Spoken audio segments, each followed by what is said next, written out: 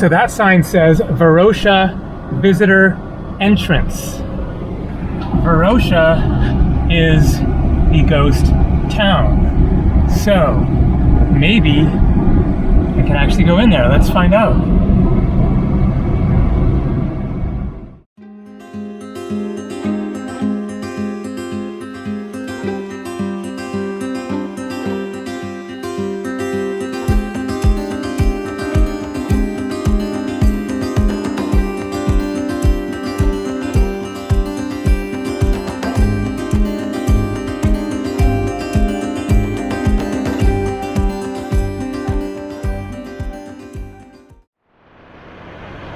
And here we go, guys. We can go inside Varosha.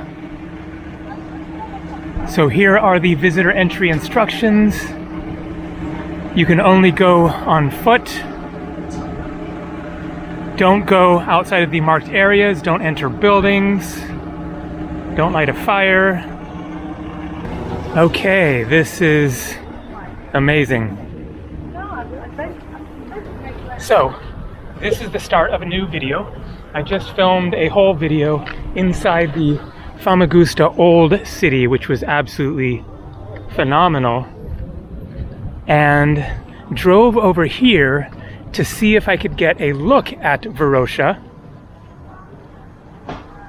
not realizing that it was now a tourist attraction, open to the public, no charge. You just walk in, and then I guess you can bicycle around. I just saw a golf cart, so not sure what the deal is with the golf carts. Maybe just employees or something, but I will now give the explanation because, of course, there will be some people watching this video who didn't see my previous videos explaining the whole thing, and so pardon me to my viewers who have heard this talk about 8 times now over the past week as I've been exploring around northern Cyprus. But if you don't already know what you're looking at here, you probably want to know what you're looking at. So, the island nation of Cyprus, prior to 1974, was one country that consisted of about 80% Greek-speaking, mostly Christian people, and 20% Turkish-speaking, mostly Muslim people, who were all intermixed around the island. In 1974, the country of Greece, so people here on the southern side now, and that is what I'm going to explain. The people speak Greek, the food is Greek, the music is Greek. It is part of the, ancient Greek Empire, but is not and has not been part of modern Greece. But in 1974, for various political reasons, then Greece offered to Cyprus to join Greece and become part of the country of Greece. An island a long ways away, but there are many islands a long ways away from Athens, Crete, Rhodes, right next to Turkey, Castellarizo, etc. So it would have been the farthest away island. And I don't know all the history in depth. I don't believe that this was ever accepted by Cyprus. It was being debated. But when Turkey heard news of this, they decided to invade in 1974.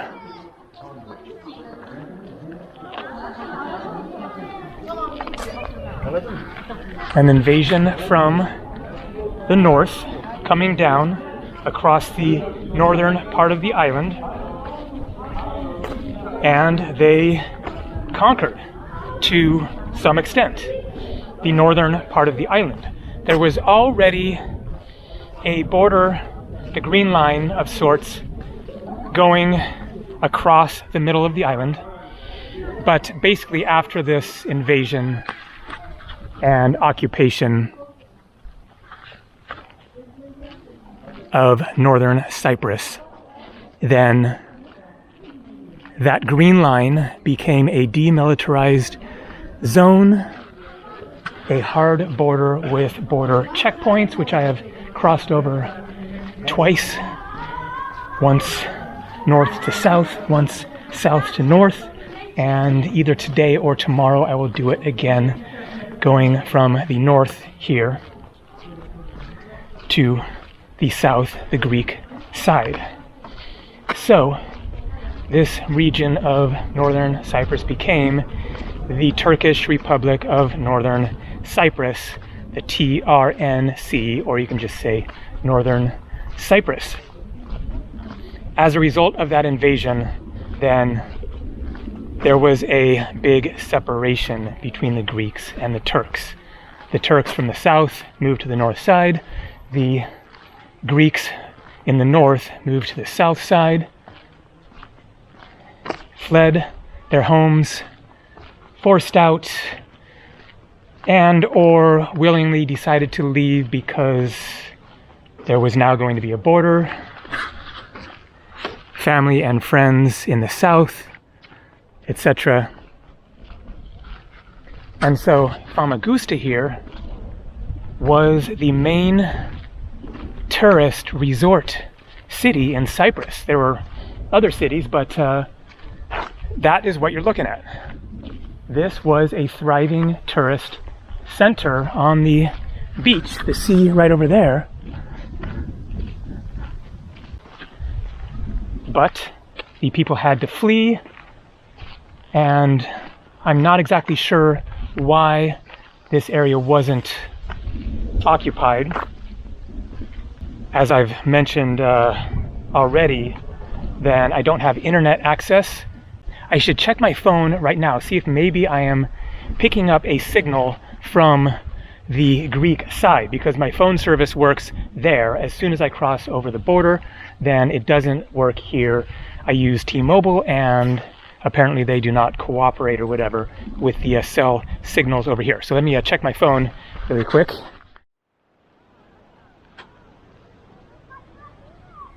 That appears to be Turkish there on the top, Sayır Tepesi. So, good news.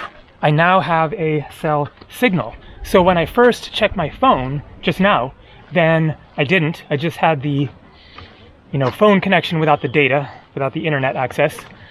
So I put my phone into airplane mode, waited a few seconds, turned it back on, and boom, it connected. So I am close enough to that green line, the demilitarized zone. And so there are cell towers over there broadcasting. Of course, the signal doesn't stop at the border. And so this means I can give you some more information. In the early 1970s, Famagusta was the #1 tourist destination in Cyprus. To cater to the increasing number of tourists, many new high-rise buildings and hotels were constructed. During its heyday, Varosha was not only the #1 tourist destination in Cyprus, but between 1970 and 1974, it was one of the most popular tourist destinations in the world and was a favorite destination of such celebrities as Elizabeth Taylor, Richard Burton, Raquel Welch, and Brigitte Bardot. There you go. That really puts things in perspective. This wasn't just, a beach spot. It was like, the Cancun or whatever of the Mediterranean. Before 1974, Varosha was the modern tourist area of the Famagusta city, and so Famagusta city is out there, the old city, and then the new city outside of the old city walls that I just showed in my last video. So you're going to see the Cancun comparison in just a second. This is a spectacular harbor here, but a little more information. Before 1974, Varosha was the modern tourist area of the Famagusta city. Its Greek Cypriot inhabitants fled during the Turkish invasion of Cyprus in 1974, when the city of Famagusta came under Turkish control, and it has remained abandoned ever since.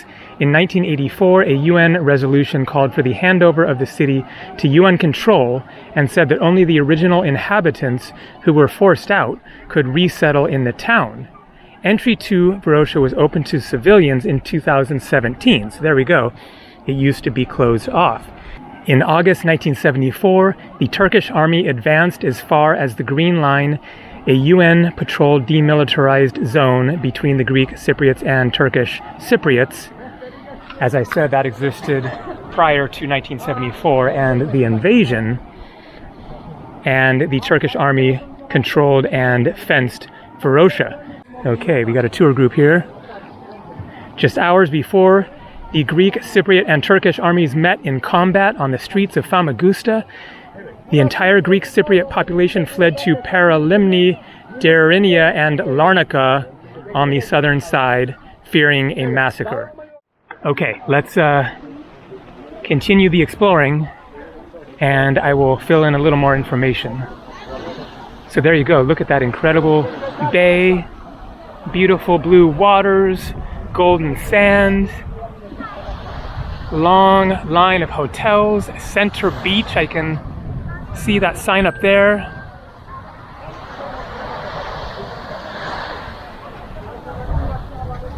So I see a fence down at the end of the beach there. Let's walk down the beach, see how far we can go.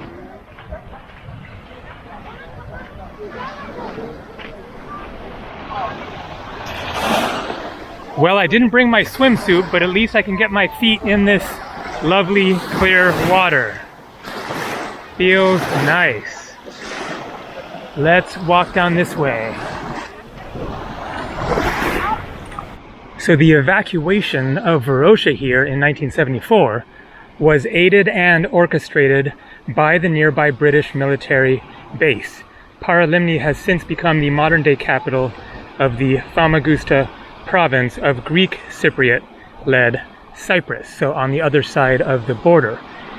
In the absence of human habitation and maintenance, buildings continue to decay. Over time, parts of the city have begun to be reclaimed by nature as metal corrodes, windows are broken, and plants work their roots into the walls and pavement and grow wild in old window boxes. In 2014, the BBC reported that sea turtles were observed nesting on the beaches in the city. During the Cyprus Missile Crisis, 1997 to 98, the Turkish Cypriot leader Rauf Denktash threatened to take over Varosha if the Cypriot government did not back down. So, this is the end of the tourist zone. Crossing from this point forward is not allowed. Easy enough to do if you want to end up in a Cypriot jail.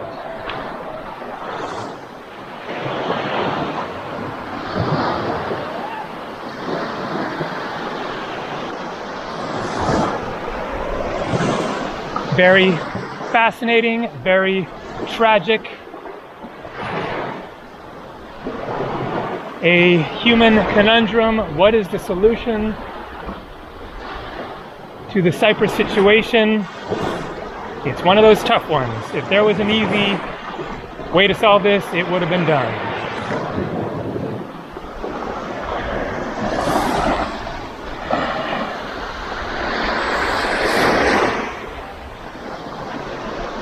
Let's go see a little bit more.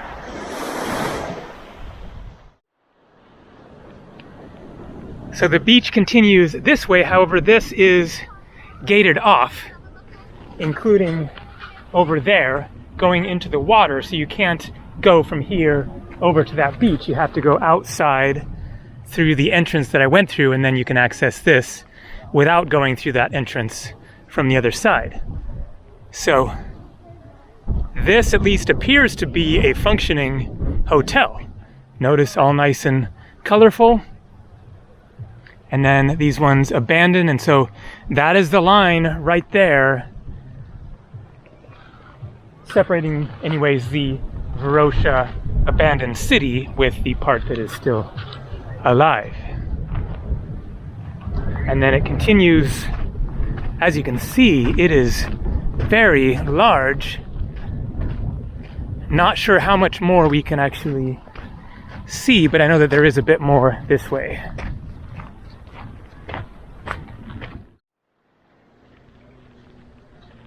Look at this strange building here with this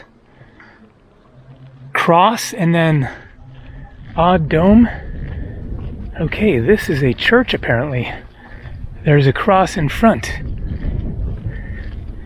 I guess it was kind of a futuristic design at the time, is the idea. Bells there, rusting away. New Smoky Joe's.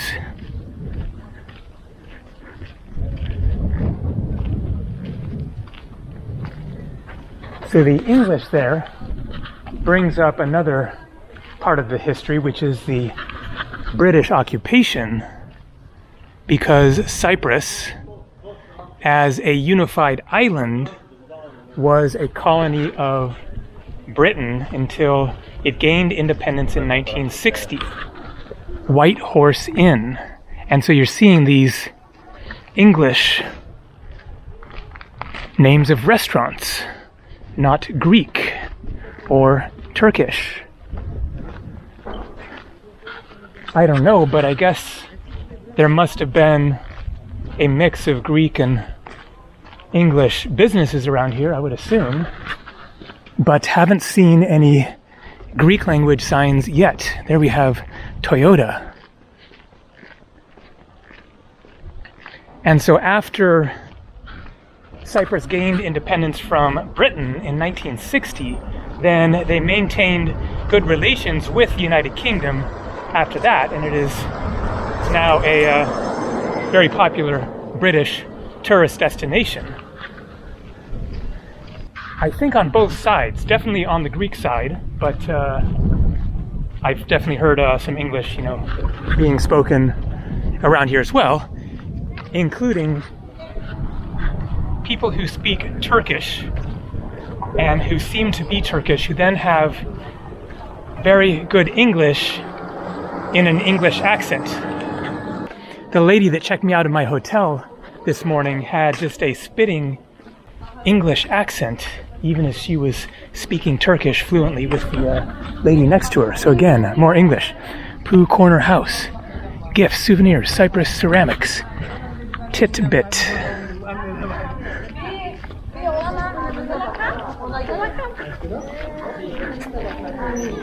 Let's try to find some Greek. Maybe is that kind of... No? Croesus, strange word. Not sure if that might be something Greek.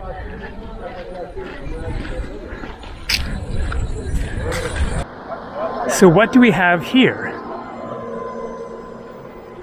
Europa furs. Europa pelza.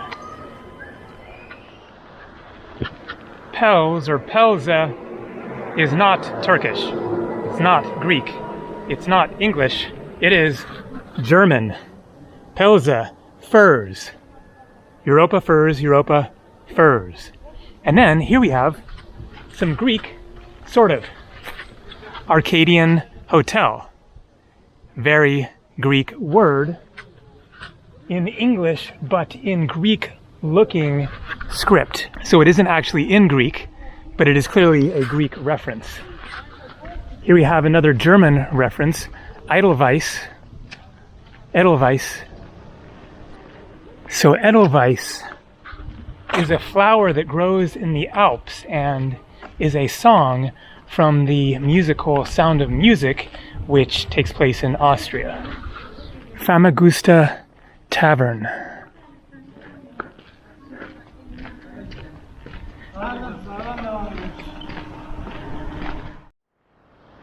So more English, the Curiosity Shop.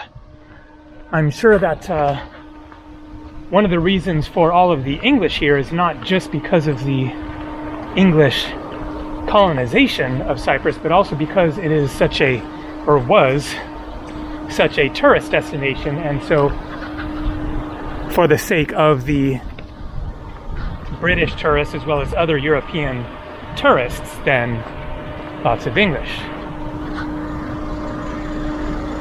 And an important looking building. What is this?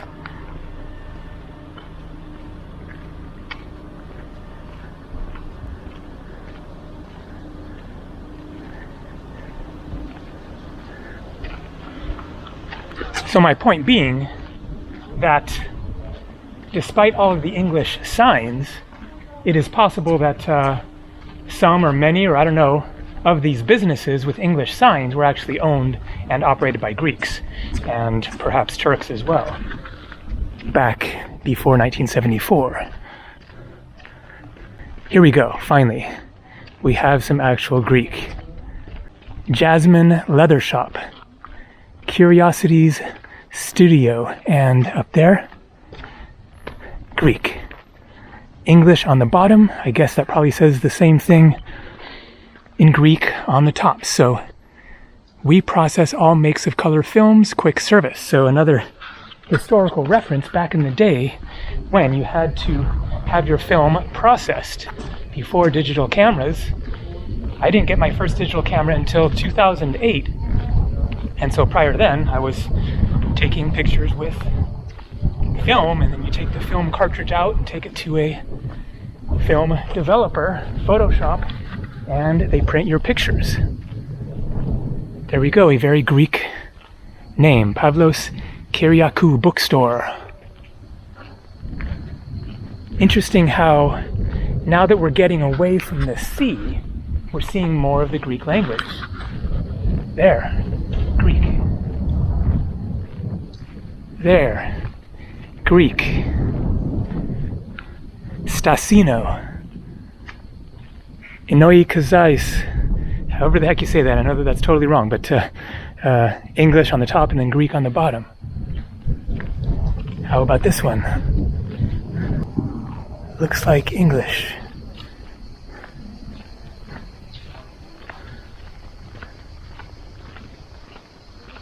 Duzunian, Sultanian and Company. What the heck is that? Latin or something?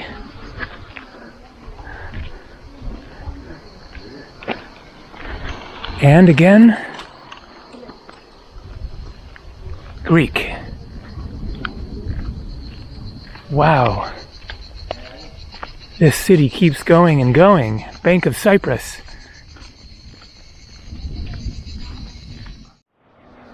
Look at this one, Cleopatra Bazaar.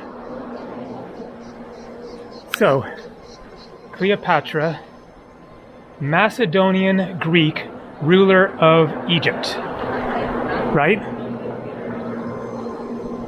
Queen of Egypt, but she was actually Macedonian Greek. Bazaar, Egypt leatherwork, Cyprus pottery, and then manager, totally Greek. Papa Christodoulou. So that's just a very interesting mix of different cultures, all in that one sign. You have the Egyptian, you have Greek, you have Macedonian, and then Cyprus pottery.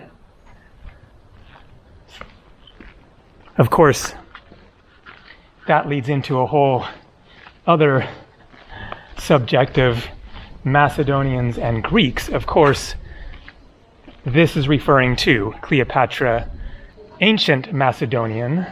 Cleopatra, her family line was Macedonian Greek, which has nothing at all to do with modern day North Macedonia.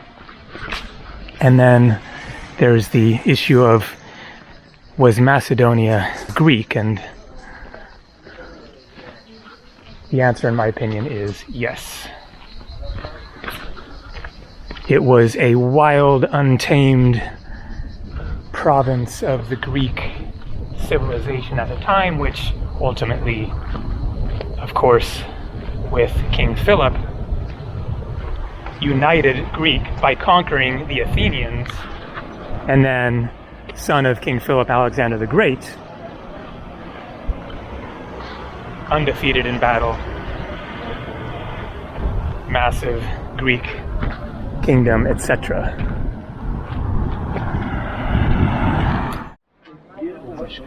And here we have yet another phase of the history and claim on the land. Marash, Varosha, which was founded by Ottoman philanthropists in 1571, is a property dedicated for charity which cannot be transferred to private ownership. The Toyota building is located in land that was registered in 1913 as owned by Abdullah Pasha, however you say that, Vakfa name and land registry numbered in 1474 was Abdullah Pasha. In 1914, title deed numbered 1474 was split into two separate deeds and reissued as deed numbers, etc., etc. So, what is the point of that? I think it's fairly obvious. The Ottomans, the Turks, have a claim on this land as well.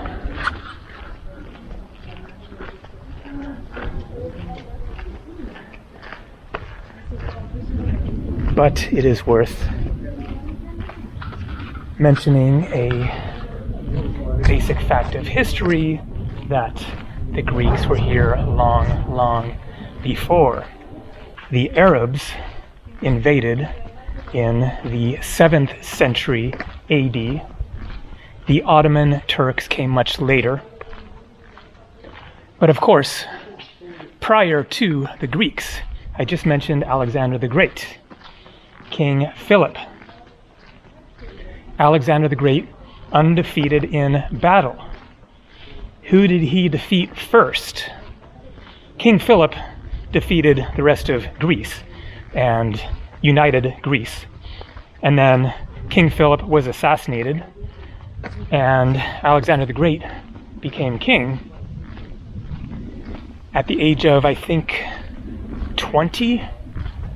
Now, King Philip had made it one of his missions to push back the Persians because of Persian threats of the Greek kingdom, empire, civilization, which was very, very real. The Battle of Marathon. Why do runners run a marathon? Because that is the distance from Marathon, Greece to Athens. 26 miles, 40 kilometers. That is where the marathon comes from, of course. And the Battle of Marathon was a battle against the Persians. The runner who ran the first marathon was running from Marathon, where the battle occurred, to Athens to inform the Athenians that the Athenians had been victorious against the Persians. And so there is an example of the Persian threat. They were trying forcefully, again and again, to take Greece.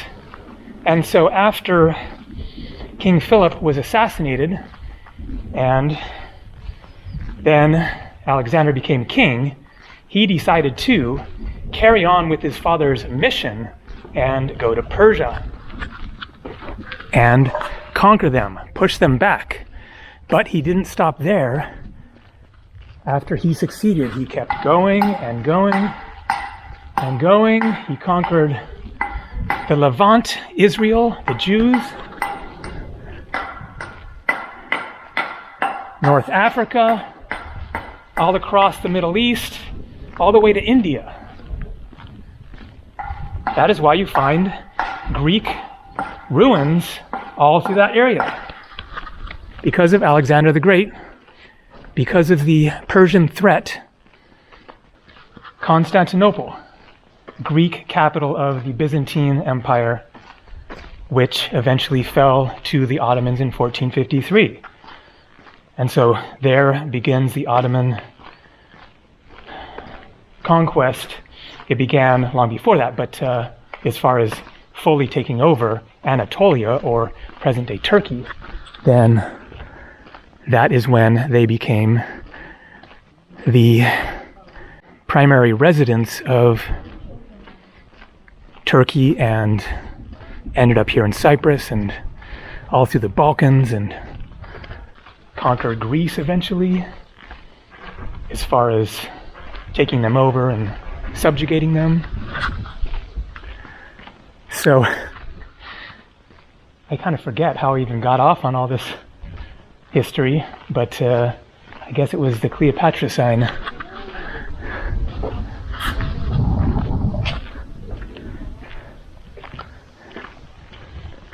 Okay, I think that is going to do it for this video, but there is more to film today. Salamis, ancient city. That is a whole other phase of history. It is just north of Famagusta. And so I'm going to hop in my rental car, drive there next, and I guess that will be the third video for the day. So, looks like a little more coming from northern Cyprus.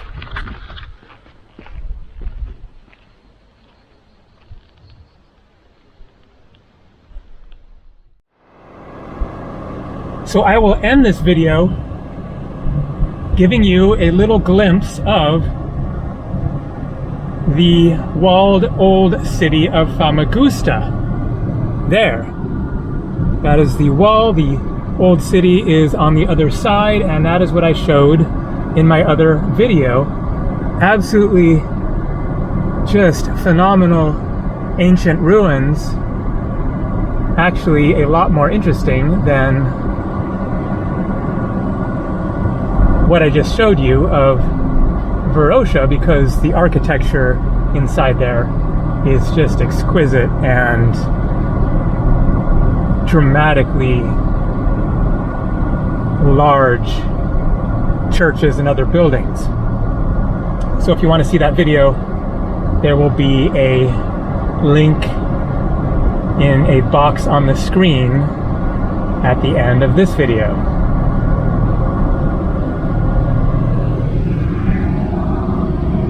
Here you'll get to see a few of the old buildings. There we have lions representing the Venetian Empire. Here looks like Islamic architecture, these domed buildings.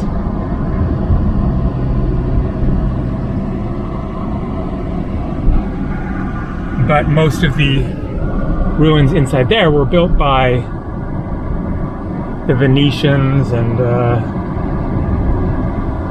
various other empires. And wow, look at this statue here.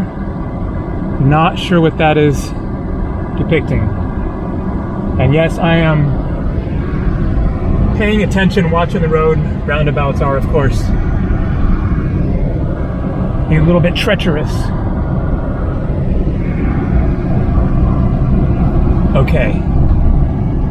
Now heading to the ancient city of Salamis, which is a whole other phase of history, older, I believe, than the walled city of Famagusta there.